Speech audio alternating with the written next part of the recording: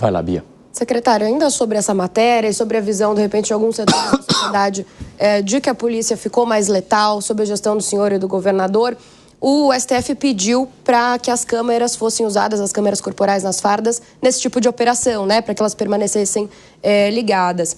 E quando estouraram alguns casos de violência, o governador fez até um meia-culpa, disse que estava arrependido de ter falado contra as câmeras lá no início, quando vocês começaram, disse que teve um erro no discurso e hoje vocês estão tocando um programa novo, né, com novas câmeras. Queria entender do senhor agora, a sua visão também é essa, que faltou um alinhamento no discurso e de arrependimento talvez de não ter defendido as câmeras antes? Não, acho que a maneira como foi colocado, né, a minha primeira declaração dizendo que eu tinha mudado completamente a opinião com relação às câmeras corporais, salvo engano, data de 10 de maio de 2024, bem antes até do próprio governador se pronunciar publicamente sobre isso. Por quê? Porque a maneira como as câmeras corporais do contrato anterior foram implementadas, ela tinha uma certa limitação, mas tem também a sua funcionalidade, que era fiscalização e controle. Ok, é válido, todo servidor público deve ser fiscalizado, mas nós vimos uma janela de oportunidade no vencimento dessa licitação, desse contrato, de aprimorar essa tecnologia. Isso foi feito pela própria Polícia Militar, não foi o governador que determinou, muito menos o Poder Judiciário, a Suprema Corte. A própria Polícia Militar, que tem expertise nisso, eles propuseram, e é claro, atendendo também algumas demandas da Secretaria, linkadas ao nosso programa Muralha Paulista de Tecnologia, eu falei, olha, vamos aproveitar. Quando nós assumimos a gestão, eram 8 mil câmeras operando. A gente já passou para 10.125, imediatamente, porque tinham mais de 2 mil que estavam, entre aspas, ali no almoxarifado. Implementamos as câmeras direto no policiamento de trânsito. Depois, nesse novo edital, nós passamos para 12 mil câmeras. No edital anterior, só uma empresa participou. No nosso edital, nesse novo edital, 14 empresas concorreram, que foi essa que a Motorola foi a vencedora. Mas nós solicitamos novas funcionalidades da câmera corporal. Então, a nova contratação vai permitir, e já estão em teste essas câmeras, que faça a leitura de placa de veículo. Se detectar um veículo roubado, vai avisar na Muralha Paulista, olha, o veículo roubado acabou de passar na Avenida Paulista. Vai fazer reconhecimento facial para busca e captura de procurados pela Justiça. Permite uma comunicação bidirecional do policial com o Copom. Tem uma imagem que é muito forte de um policial, depois se vocês quiserem eu até mando para vocês, um policial tomando um tiro no peito, graças a Deus ele estava de colete, na comunidade em Paraisópolis. E a arma do policial cai no chão, ele não consegue, ele sai correndo para falar com a viatura. Naquela ocasião, se já tivesse a nova tecnologia, ele poderia ficar falando com o Copom numa comunicação bidirecional sem colocar a mão na câmera corporal. Então, todas essas tecnologias foram aprimoradas por experiências anteriores para melhorar esse processo.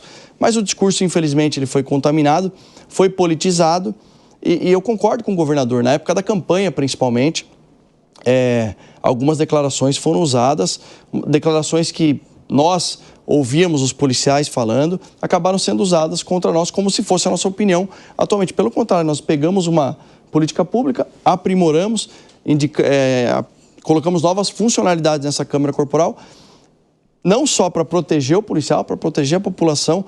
E um exemplo típico que eu uso, que é uma mudança de comportamento, e eu tenho certeza que o policial vai gostar, que vai protegê-lo, foi a ocorrência fatídica da morte do soldado Cosmo lá na Baixada Santista. Aquela imagem da câmera corporal, que filma o criminoso, não ajudou em nada na investigação. Se fosse a tecnologia nova, já teria capacidade de fazer o reconhecimento facial e identificar o criminoso que tirou a vida do policial de maneira muito mais rápida. Agora, não só a câmera corporal, ela não vai evitar que erros aconteçam. O que vai evitar que erros aconteçam é fazer o amplo programa de treinamento que nós estamos fazendo, principalmente depois dos casos que aconteceram no final do ano. Vai lá, Clever.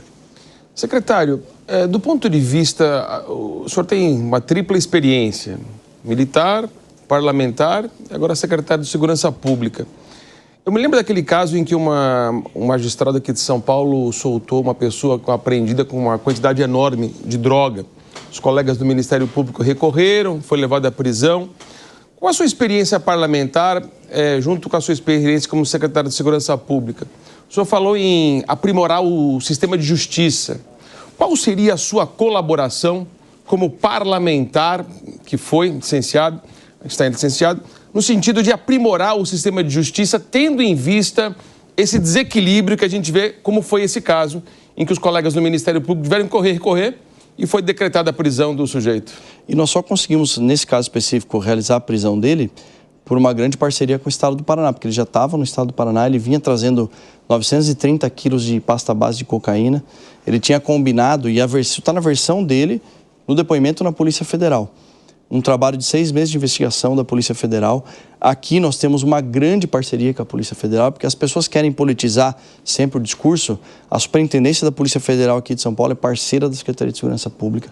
Nós temos aqui a FICO, que é a Força Integrada de Combate ao Crime Organizado. O que acontece é que a Polícia Federal faz a investigação e não tem o braço para atuar operacionalmente. Então passa para as equipes da Polícia Militar, que realizam, via de regra, operações com policiamento rodoviário. Nesse caso específico, 930 quilos de pasta base de cocaína.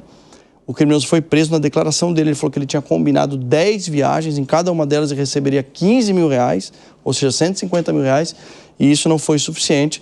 E aí a magistrada, no caso era uma juíza, na audiência de custódia acabou soltando esse traficante. Gerou uma comoção, uma revolta, e aí a gente falou, o Ministério Público recorreu e o desembargador, na segunda instância, reverteu e conseguimos realizar a prisão dele.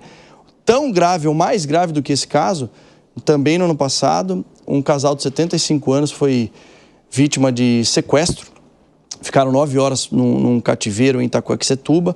A Polícia Militar realizou a prisão de 2 criminosos, um casal, era uma mulher e um cara. Levaram até o distrito policial. Os policiais civis prenderam os outros 2, vítimas liberadas.